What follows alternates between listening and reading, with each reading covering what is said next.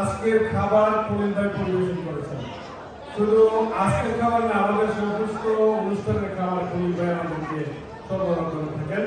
আপনারা সবাই জানেন, ওনাকে এক মিনিট কিছু বলার জন্য অনুরোধ করছি। আসসালামু আলাইকুম।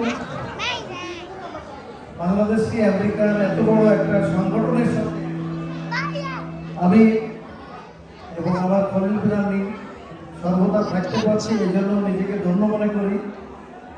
আজকের আমি চেষ্টা করেছি নিজ হাতে রান্না করে আমি একজন শেফ হিসাবে এই সুন্দর অনুষ্ঠানে খাবারটা পরিবেশন করার জন্য।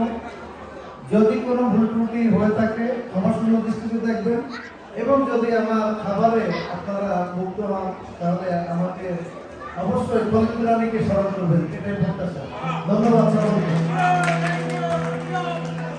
খলিল ভাইকে অসংখ্য ধন্যবাদ। কারণ